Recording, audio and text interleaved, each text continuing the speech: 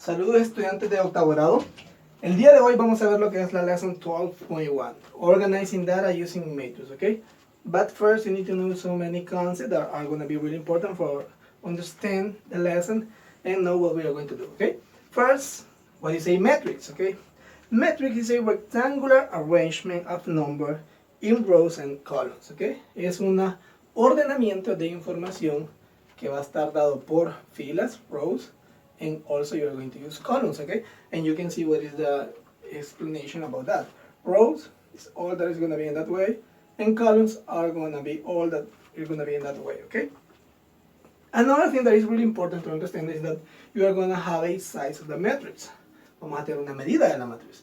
That is going to be equal to the number of rows times the number of columns. In this case, you can see very clear that the number of rows is going to be 1, 2, and 3. It's going to be 3 times, and in this case is 2 columns that you have, okay? That's the size of the matrix that we are looking in that example, okay? It's really easy to understand.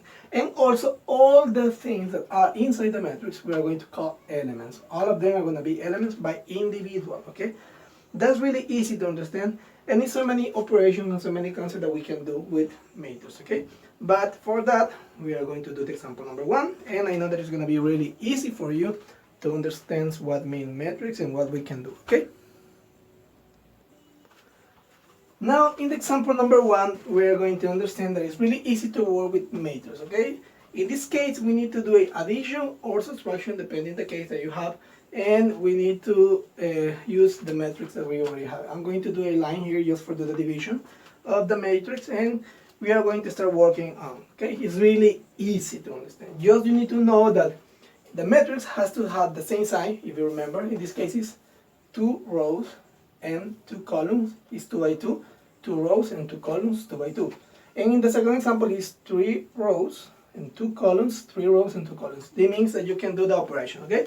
First, you need to know that you need to work elements corresponding that you know that you have. For example, I'm going to do the first one. I'm going to do an open matrix first here, and I'm going to put the identity values that correspond to the elements. It's going to be this, that is the first one, with the first one of the second matrix, okay?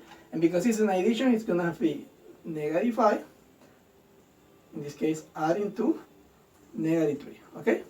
Now I'm going to use another color marker just to show you what do you need to do. I'm going to continue with the next one, this one, and this one. And it's an addition also. You're going to have 2.7 adding 2, -3.9, okay? Very good. Now I'm going to use another one just to show you. This and this is going to be 7 positive in that position, in the same position that they already have, adding 2, -4, and the last one that I'm going to show for you, I'm going to use in the green marker. I hope that you can see it, okay? This one is going to be -3, adding 2, in this case is 2. And I'm going to close my matrix here. Okay, now just you need to do that operations and you will see your answer. It's really easy to do it, okay? I'm going to do it here because it's not space, okay? -5 adding to -3, negative is going to give us a big negative. It's going to be -8, okay? And that one is going to be 7 minus 4. It's going to be 3 positive. This one is really easy. -3 adding to 2 is going to be -1. And just you need to do the last one, that is 2.7 minus 3.9. It's going to be how much?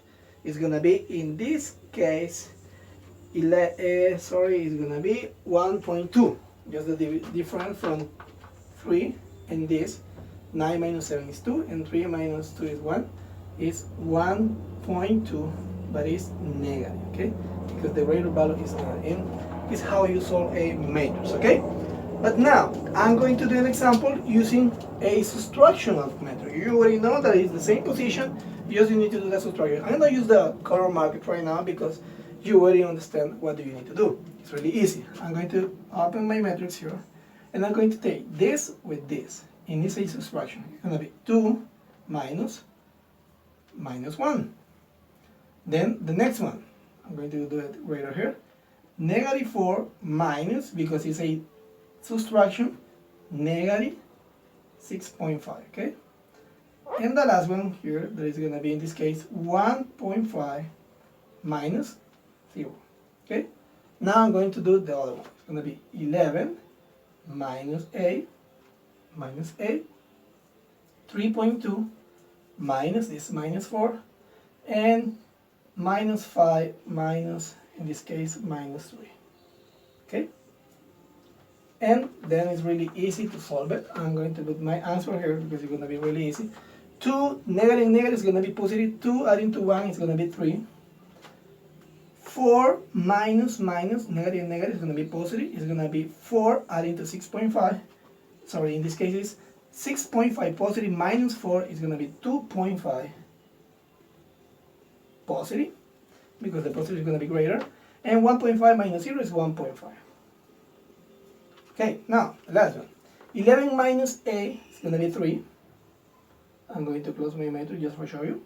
3.2 minus 4 is going to be equal to negative 0.8. If you do that subtraction, 3.2 minus 4, 0.8. And this one, if you do that, negative negative is going to be positive.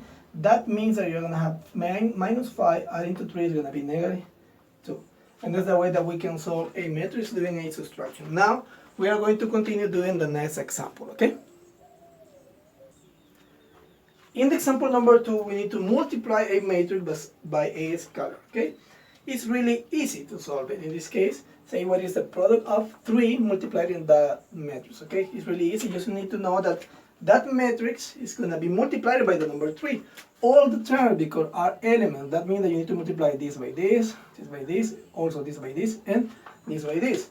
That means that you're going to have something like that, okay? Put attention. I'm going to do the matrix again, but now I'm going to be 3 times 4, and then it's going to be 3 times 1. That's the factor that we are multiplying. 3 times negative 1.5, and 3 times negative 6, okay? And then it's really easy. You just need to solve it. It's going to be equal to my matrix. 3 times 4 is going to be 12. 3 times 1 is going to be 3. 3 times negative 1.5 is going to be 3 times 5 is 15, the number 5, and you have 1 unit to add. 3 times 1 is 3, and 1 unit is 4. And the point and the negative sign, okay? 4.5 negative. And 3 times 6 is negative 18. And that's the way that you can multiply a matrix by a scalar. It's really easy to do it and solve it, okay? And now we are going to do the last example. In the problem number 3, this is the information that we have. We need to use matrices in this case. And they say that we have information about the weather, okay?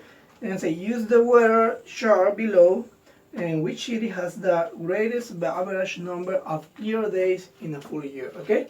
And just need to know that that represents the first semester and that one represents the second semester, okay? In 1 year. And you have the, in this case, the number of the cities, that is Phoenix, Miami, and Portland. Phoenix, Miami, and Portland in the first semester and the second semester, okay? What we need to do to know whether the city has more clear days during the year, we need to do an addition of these two metrics to know what is going to be the information of each of the cities that we already have over there, okay? What we need to do, we are going to do it then, again, a matrix, and we are going to put the addition of the value that you already know in the way that you already know. This one has to be added with this one. That means that you need to add the matrix. You are going to have 102 adding to, in this case, 110. Then you are going to have 43 adding to 31. And the last one in this case is going to be 55 adding to, in this case, 45. And then the second part is going to be 41 adding to 27. Then you are going to have you are going to have 58 adding to 59. And the last one is going to be 82 adding to 83. Okay, something that is really important to understand, that if you read very well, you have clear, that means clear days, that are clear days, and the other ones are cloudy, okay? That clear days and cloudy days. Okay, now, if you have the matrix and you already do that addition, remember that it's an addition that you need to do because you need to know what city has more cloudy, more clear days. In this case, you need to do that, and then when you already do the addition, just need to simplify your answer, okay? And you're gonna have, let me do it a little later here. It's gonna be 102 adding to 110. It's gonna be equal, in this case, to 212. Okay. The next addition, 43 adding to 31. In this case, you are gonna have 74, right? The last one, 55 adding to 45, is gonna be equal to 100. Okay.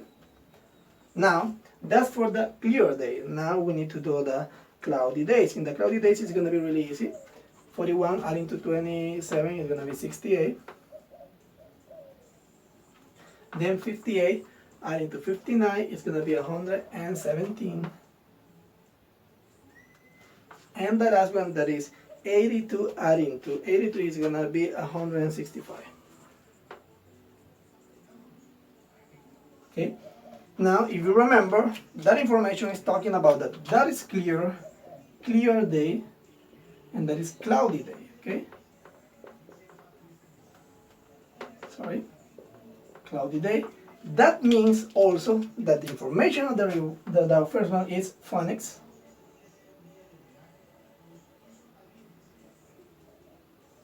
The next one is Miami, and the last one is Portland. Okay. Okay.